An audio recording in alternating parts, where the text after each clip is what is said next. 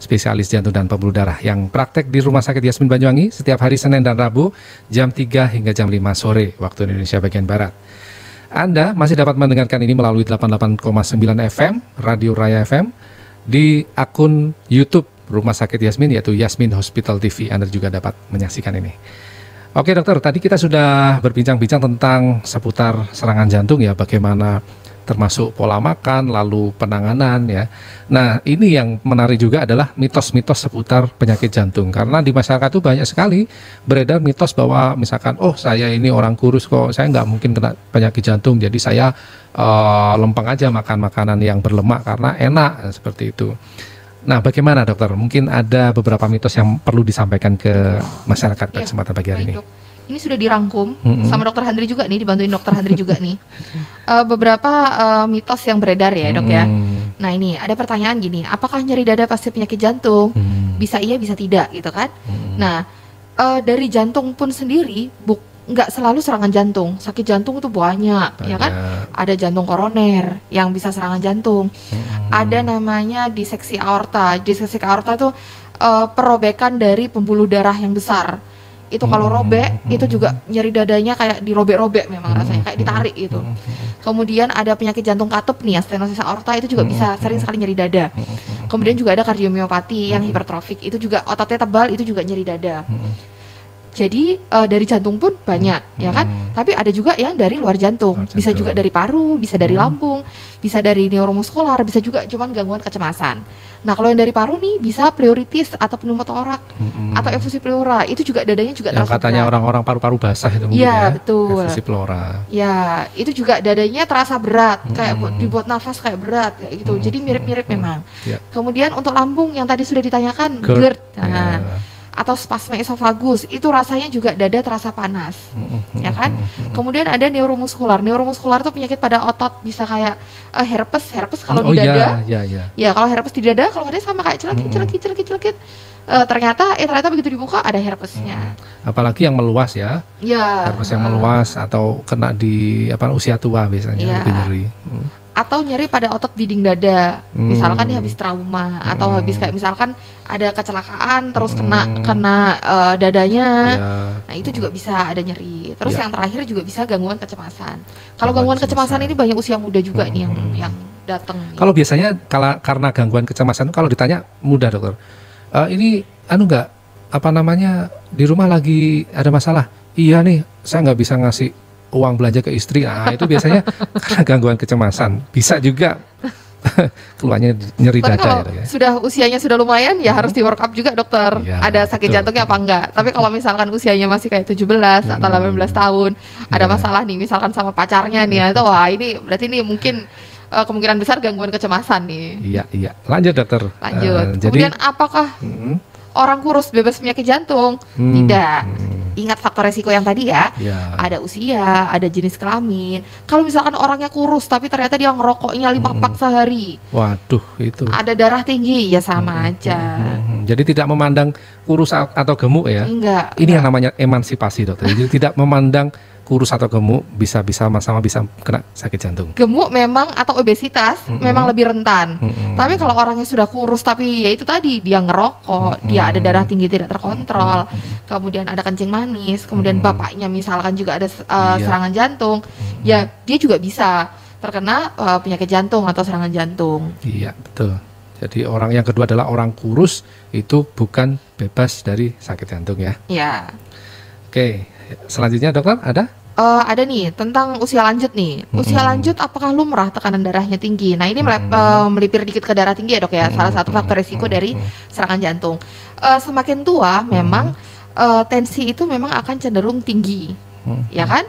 Karena pembuluh darah pada pasien-pasien atau pada orang tua itu sudah tidak selentur. Iya. Sudah tidak lentur seperti orang muda. Jadi kekakuan dari pembuluh darah itu yang menyebabkan orang-orang tua itu memang biasanya darah tinggi. Tapi bukan berarti harus dibiarkan. Oh lumrah kok wis tua tapi tekanan darahnya memang biasa segitu. nggak bisa dibiarkan, ya kan? Kalau orang sudah ada darah tinggi, itu juga salah satu faktor resiko dari serangan jantung. Tetap harus diturunkan. Tapi ini ada, ini yang saya ambil dari guideline dari Eropa dan Amerika nih ya.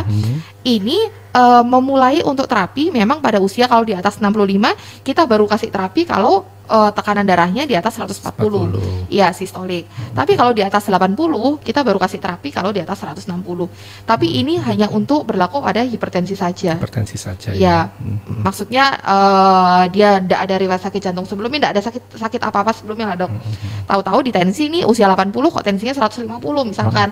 Nah, kalau tensi usia 80 tahun baru pertama kali diketahui tensinya 150, itu baru perubahan gaya hidup aja dulu. Iya. Tuh. Nah, tapi targetnya sama sebenarnya. Targetnya adalah sampai dengan 140.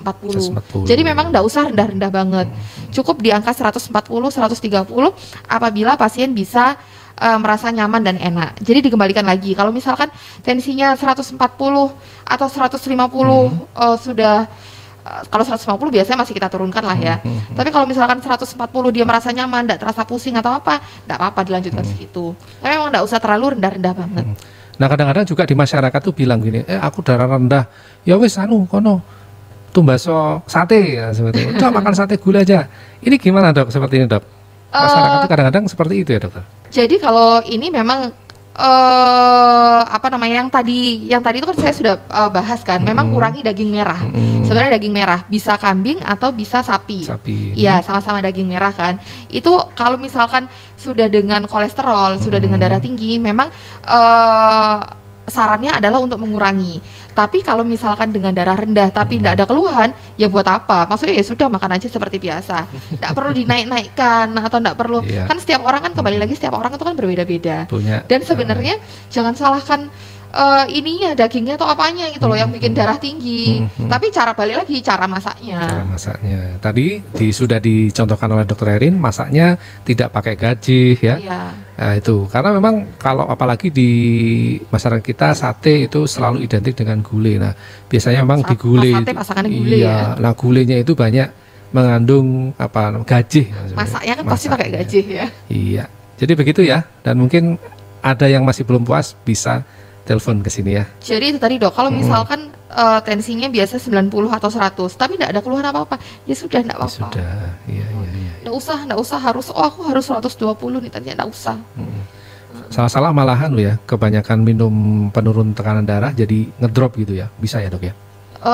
Enggak juga. Okay. Tapi tetapnya itu pentingnya kontrol, kita evaluasi tiap bulan untuk evaluasi tekanan darah.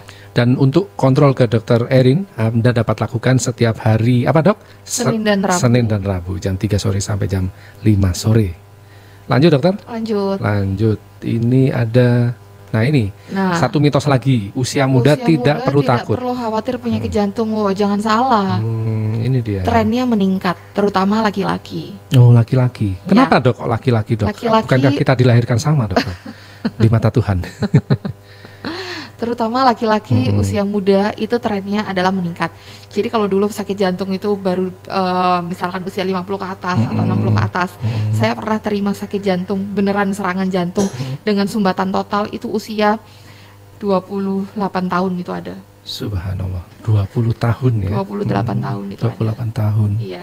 Jadi trennya memang semakin muda untuk serangan jantung. Karena apa? Gaya hidup. Gaya hidup sekali lagi. Betul. Kalau dulu mungkin orang tua kita, nenek kakek kita tidak banyak makannya macam-macam mungkin ya dok ya? Mungkin ya. Tidak banyak. Terus gaya hidupnya mungkin kalau sekarang kan mungkin terlalu banyak depan laptop juga ya dok ya? Mager ya. Iya.